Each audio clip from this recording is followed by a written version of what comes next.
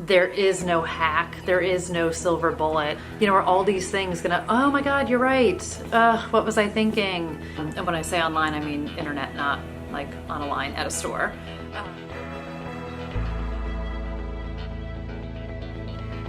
Hey everyone, it's Audrey. Welcome back to Chapter and Converse. Today's video is going to be a book review on Girl Wash Your Face by Rachel Hollis. So I read this book earlier in December and I talked about it in my December kind of mid-month check-in, but there's so much I wanted to say about the book, I wanted to do a dedicated video. I came across this book kind of over and over again, but didn't pick it up until the summer. And I literally picked it up in the bookstore, started reading snippets of it, fell in love with the language of it, and was sort of in this zone of, I was in a rut, I was looking for something to help get me out of it, and I thought this combo of like self-help, self-improvement, motivation was going to be the ticket. And then I got it home and I started to read it and I didn't like it. So I don't know what was going through my head at that time, but I kind of shelved it, didn't think about it for a bit. And then after I discovered the magic of audiobook in the beginning of December, I was browsing online to see what else was out there, and this popped back up. So I feel like the universe was sending me a bit of a message. So I got it on audiobook and I loved it. So my advice, if you're curious about this book, I would pick up the audiobook version or, check your library to get it, because I found hearing Rachel Hollis's words in her literal voice were so much more meaningful to me, and I connected with it so much more. And she's very no nonsense. She is very much like talking to a best friend, and it's the best friend who's going to tell you all of her horrible, embarrassing, crazy, funny, ridiculous stories, and her heartbreaking, gut-wrenching, oh my God, I'm crying stories, and just have the talks with you. And I just loved listening to her, and I get, sidebar, why people listen to audiobooks, especially when they are biographies or self-help, with the author themselves reading them. The crux of this book is there are 20 lies or misconceptions that either we tell ourselves or are told to us or we're taught somewhere along the way. And these hold us back from finding our happiness, kind of from being our true selves and for going after what we want. And I loved that concept and related to a lot of what the chapter titles were in here about the lies. And the way she sets it up is each chapter is the lie, and then she says what it is. And what she'll do is she will go through kind of how she learned that lie, the things that sort of she did that complied with that lie, and then how she pushed past them, how she worked through them, and what kind of her takeaways and her lessons were along the way. Now, I'm not going to go through all 20, don't worry. This is not going to be a video like that. But I wanted to talk specifically just about a few of them that really resonated with me and why the book overall resonated with me. The first lie is something else will make me happy. And I don't think this is that foreign of a concept that we convince ourselves that, when I get, the better house or the better apartment or the next job, or I meet the perfect mate, or I get the purse, or I get the dog, or whatever it is, whatever that thing is that you think once I have that, everything else will be fixed. And so not true. And I think I've certainly learned that along the way. And I've certainly said things like that. Like, oh, as soon as I, get this next job, it's going to be better. Or as soon as I move to this place, it's going to be better. And yes, maybe those things improve aspects of your life, but it won't change whatever the fundamental thing is that's not working. So I think that concept of not kind of hanging your hat on something external and instead focusing on the things that do make you happy and doing more of those. And, she talks about, taking bubble baths and going for long walks and, going out and seeing your friends, whatever it is, figure out the things that you have in your life that make you happy and do more of those things. And don't keep hanging your happiness on things that are, outside of your reach. And it's not to say don't aim for the better job or, the bigger house or whatever it is. Totally aim for those things. But know that that one thing is not what's going to be the huge shift, and that's going to make everything different / better. The second lie is I'll start tomorrow. And I am plenty guilty of this, whether it is I will write tomorrow, I will exercise tomorrow, I will wake up early tomorrow, I will go to bed early tomorrow, I'll eat better tomorrow. pick your poison, whatever it is. And it's so easy for me to push things off. But the concept of this is, what if you made a commitment to yourself and you saw it through? And how would that make you feel? So what if you, fill in the blank, I'm going to do X today. I'm going to write, I'm going to exercise, whatever it is. And you did it. And how would that make you feel? That you made a commitment to yourself and you saw that commitment through. And the idea of sort of building upon that. And one of the examples she gave, and this was something that I saw when I was in the bookstore when I was flipping through it and made me kind of love her even more, is she quit Diet Coke. So I quit Diet Coke maybe 6 weeks ago now, 6 or 7 weeks ago. And I was an addict. I drank it every single day for decades. I had cut it back quite a lot over the years, but it was sort of my one last standing, really crappy habit that I had. And part of sort of this, I'm not going to bore you guys with all the details of things, but trying to come out of this little rut and kind of getting off the rails and stuff this year was to take a hard look at how I was sort of treating myself and taking care of myself and doing what was right for me. And Diet Coke is one of those things where it just seems so silly when I thought about it, in the sense of it's like, whatever, I'm having like a soda or two a day. It's not the end of the world. I had seen in a story I had read about how Diet Coke can have a real connection to migraines, which I suffer from. It can affect everything from like anxiety and depression and moods. To be clear, I didn't drink it to lose weight or anything like that. It was more about, I just literally loved the taste of it. I was the girl in the ad, just for the taste of it, Diet Coke. But how it kind of, would trigger you wanting to eat more, or, all the chemicals that were in it and how horrible those were for you. So anyway, not here to stand on a soapbox about Diet Coke. But when I had heard particularly the trigger between Diet Coke and migraines, that kind of gave me a lot of pause. And then when I started to read more about it, I thought, this is really something I need to cut out of my life. So I did it. And it wasn't hard in the sense that I was clawing at the walls, trying to get more of it. But it was a huge lifestyle shift for me because I drank it every single day, and it was a knee-jerk reaction in the store to get it. But that idea of committing today, I'm going to stop drinking Diet Coke, I'm going to start writing, whatever it is, pick your poison again, and doing it. And the impact that can have, not just physically, depending on what it is you're doing, but also mentally. Chapter 10, The Lie, is I should be further along by now. And this is certainly another one that I'm guilty of. And whether it was, something in my personal life or my professional life, if I hadn't reached a certain milestone or a certain goal that I thought I should have achieved by a certain age or a certain number of years with a company, I would get mad at myself and I would feel bad about it and I would put myself down about it. And thinking about it, it's kind of ridiculous. And I know plenty of people who set milestones for themselves and feel like they have to, whether it's a career or it's a marriage or it's kids or it's, owning a certain size house or earning a certain amount of money by a certain time in their lives. I think a lot of people do it, but the concept here is, rather than spending all of that energy talking about all the things that you haven't done or you haven't achieved, why not turn that energy into all the things you have done and you have accomplished and all of those fabulous milestones, and sort of switch that perspective. And there is no right answer to where you need to be by a certain time or a certain age. And I think kind of flipping the switch on that mindset is necessary. It's about applying that concept of focusing on the positives and not on the negatives, and that positive mindset, positive life piece, rather than constantly looking at the glass half empty. Let's look at the fullness of it. Chapter 12, The Lie, I need to make myself smaller.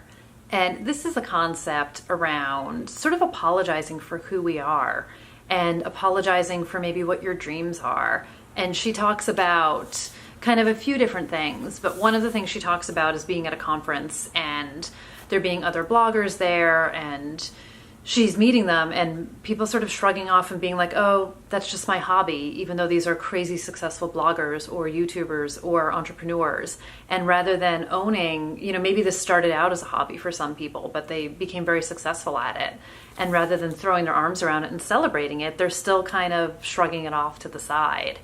And, people apologizing for whatever it is they're apologizing for, so whether it's what your job is or how you spend your days or your choices to work or to stay home or to have children or to not have children or to get married or to stay single, whatever it is, people apologizing for the decisions they've made, even though they're fully proud of them and fully comfortable with them. And it's really embracing it and saying like, this is who I am. And who cares if other people don't agree with it or other people don't understand it or other people don't like it. Don't let their opinion matter. But ultimately, you are living your life for you. You're not living it for them. So not shrinking kind of literally and physically when you're talking about the things that are important to you and the things that matter to you and the choices that you make in your life, but embracing them and celebrating them and being proud of who you are and what your dreams are and what you're going after. And also along those lines, it's about not denying yourself doing something because you're afraid that other people are going to think it's silly or that somebody might make fun of you, or if you're being held back by your fear of failing at something. So it is, your dreams are your dreams, and who cares if somebody else thinks it's silly? If it's what you want to be doing, do it, go for it, try it, and don't let anyone else's opinion or even what you think their opinion might be, and maybe you haven't even expressed your dream and had someone say to you that's silly. Maybe you're just afraid to express it because you're afraid someone's going to say it's silly. Don't let all of those things stop you, and you should embrace the wonderfulness of who you are and what you want to go after. There are literally so many lines in this book that hit home for me or that kind of got me out of my seat that I was like, yes, this is another reason why I love this book. And I could read all of them, but I won't, so don't worry. But another one from this chapter was, I cannot continue to live as half of myself simply because it's hard for others to handle all of me. And it's this concept that, we're making ourselves smaller, we're not being our whole selves, and maybe we're dialing down our personality or dialing down our dreams or dialing down our opinions because we're afraid that other people won't like them or accept them or won't like us. And I've done it and I get it. And I think it's, I think a lot of it comes with age, to be honest. And I think about who I was kind of at the beginning of my career and when I would be fearless about things. And then I thought about times where I would really kind of, put a filter on and maybe not say something that I was thinking and not really be who I was because I was afraid of how it was going to come across or what people would think of me. And I think kind of the older I got and the more comfortable I got with things, the more myself I am in situations. And I think there are some things where just the only way to learn is through time. But I also think it's important to remind ourselves to not be less than who we are or not be our true selves because we're afraid of other people not being able to handle it. And whether it's a work situation or a friendship or a relationship, if the other person can't handle you, then maybe they're not the right person for you. And I think I get why it's hard to be your true self all the time. And I get, not wanting to risk, somebody not liking you. And I think these are all very normal things, but I think the reminders from this chapter are really important ones. Chapter 14, The Lie. I'm a terrible writer. This is very specific to me in the sense that I get what she wrote in these pages. And I think whatever type of creative you are, there are moments of complete self-doubt that this is terrible, that this isn't going to matter, that I'm not going to be able to finish it, that I'm not going to be able to get through it, that everything I'm writing is crap, or everything I'm, painting or creating, whatever it is. And not to let those voices sort of self-sabotage your head. And sometimes you have to write crap. I mean, it's no writer, I don't care who they are, pens beautiful words every single time they sit down to write. And the reality is you've got to just do it all. And you've got to embrace the crap along with the good stuff. And in that crap, there will be some good stuff. But, not letting the voices in your head take you down, not letting the voices in your head sabotage you, and not letting the voices stop you from writing, creating, doing whatever that thing is that you want to be doing. So fighting against those demons. Chapter 15, The Lie, I Will Never Get Past This. Now for Rachel, she writes about the death of her older brother, and well, her specific situation is specific to her and probably to some folks out there. I looked at this chapter more in the sense of whatever it is that feels devastating, whatever thing that has happened that is devastating, the concept that you will get through this and you find the tools to get through it. And, she talks a lot about being in therapy and how, she coped with things and the tools that worked for her to help process her brother's death all these years later. And I think it's the idea that you can't let yourself be taken down by something, and you have to fight to get through it, and you have to fight to keep pushing forward. And it is a fight. And I remember years ago talking to a friend of mine, and I was going through something challenging, and she had sort of made this analogy that you're standing in the middle of the river and you have three choices. You can go back to how things were, you can stand here and you can drown, or you can push through and swim to the other side. And it was such a strange aha moment for me, and she had boiled it down into sort of such a simple analogy, but that's when my switch flipped, and I knew what I needed to do, and I knew I needed to swim to that other side, and I wanted to swim to the other side because I certainly didn't want to drown, and I didn't want to go back to how things were. And kind of whatever it is that helps you figure that out, and whatever it is that helps you get through it, the important thing is that you need to work to get through it, and you will get past it. One of my favorite lines is in this chapter, and she said, "I don't believe everything happens for a specific reason, but I do believe it's possible to find purpose even in the absence of explanation." And it just resonated with me, and I think there's just so much truth to that line and so much power to that. And that's sort of a perfect example of why I connected with this book. Chapter 17, The Lie, I Am Defined by My Weight. Now this is probably, I would say, what I think is the controversial chapter in this. And partially because she sort of makes a statement about not being a certain size, but she does talk about how she thinks people need to be healthy to be happy. And she does sort of refer to people that are either, severely overweight or severely underweight, and how that's not healthy. And that while certain things contribute to people's relationships with food, that it's okay for a while, but that you kind of need to work through them and not use it as an excuse.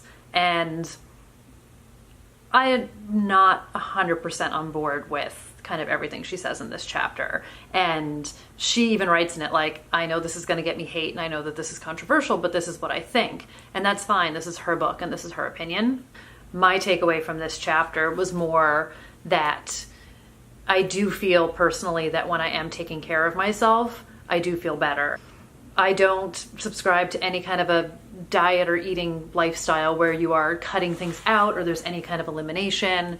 I am a kind of everything in moderation person. I will also eat cookies. And I mean, I don't get diets where you can't have fruit or you can't have dairy or you can't have eggs. Some of these things that are very basic to me. I will always eat bread. I love it. I'm not going to take those things out of my life, but you do what you want to do. I'm going to do what I want to do. And, what I think the important thing in this chapter is being realistic about what works for you, making a conscious effort to make sure that there is movement in my life, and I'm being conscious of my sleep and getting to bed at a good time and sort of keeping a routine of when I go to sleep and when I wake up, and being mindful of what I'm eating and being mindful of how much water I'm drinking. And when I'm sort of doing all of these things, I do feel better. And it's not a revolutionary concept. And it's a good reminder to edit out things that maybe aren't making you feel good about yourself. So if looking at other people's Facebook pages and these curated crazy lives don't make you feel good, then stop looking at them. Or if it's, Instagram or a magazine or a TV show or whatever it is, but don't sort of intentionally put things in your life and in front of your face that make you feel bad. I mean, here's the thing. I'm not a doctor. I'm not here to advise people about what they eat or anything like that. But for me, the takeaway was being more mindful about taking care of myself and being good to myself and doing those things that make me feel good. Chapter 20, The Lie, I Need a Hero. So this is the one that brings it all home. And you don't need a hero, you are the hero. And this is the Dorothy Ruby Slippers. You have had the power all along. And you need to know that, and you need to own it, and you need to embrace it. So this is where Rachel, my new best friend, tells me to be honest about your life, be honest about where you are, be honest about what you need to change and what you want to change, and change it. Start fresh. Today is a new day, and you have the power to make the changes. And yes, you're going to have to fight for them. And yes, there's going to be disappointments. And yes, there's going to be failures. But it is that picking yourself up and trying again, learning from things, and being good to yourself and being kind to yourself. So here's the thing. This is about stop blaming everything in the past, stop self-medicating, stop being afraid, stop putting off things till tomorrow that you can do today. Stop thinking that the house, the job, the spouse, the whatever is going to make everything better, because it's not true. This is where we all rise up out of the ashes and we start fresh and start again. And there will be more failures, and there will be disappointments, and there will be hard days, and there will be days that you're going to have to keep fighting and pushing and kicking forward. But the important thing is that you're doing it, and you are striving towards your happiness, and you are striving towards being your best self, and you're not letting all of these lies take you down or discourage you or scare you into not doing something that you really want to do. So there's a ton on here I didn't touch on. She talks a lot about being a mom. She talks about adopting. She talks about being a foster parent. She writes a heartbreaking chapter about her first love and her first relationship. And it absolutely gutted me. And there were also parts of it that I totally related to. And obviously, what you knew when you were 19 or 20 versus, older is totally different. But I think there's so much of this book that is universally, something that can resonate with people. And she talks about all of her failures and all of her struggles, whether it was, with her brother's passing and with her family and with medical issues that she had. And she talks about her marriage, and she talks about her children and her job and her career and the risks that she took and in areas where she didn't succeed. So I think there are meaningful takeaways throughout this book. And the chapters on being a foster parent and adopting, those are not things that I can personally relate to, but I listen to them. And I know, kind of in listening to people's reviews, a lot of people skip chapters that they didn't think applied to them, but she weaves some really great lessons through every chapter, regardless of what the topic is. So my advice would be, especially if you're doing the audiobook, listen to all of it, because I do think that there are good takeaways here. And then I think, kind of like any book, is this book for everyone? No. Is this book going to solve all of your problems? No. Is everyone going to love it as much as I did? No. But that's okay. And I think, like I said, for me, this was the right book. This is what I needed. I'm clearly super excited about it. And I think it is worth a read. I think if you're curious about it, give it a go. I just think it's great. And I'm excited. She's going to have another book coming out next year. I think it's called Girl, Stop Apologizing, which I'm really curious about. So that's my love letter to Girl Wash Your Face. I would love to know if anyone else read it, what they thought of it, what resonated with them, what they didn't like about the book. I think it's really interesting to kind of do a deeper dive specifically on one book, so this is definitely something I'm going to want to do going forward. So if you liked this kind of a video, definitely give it a thumbs up.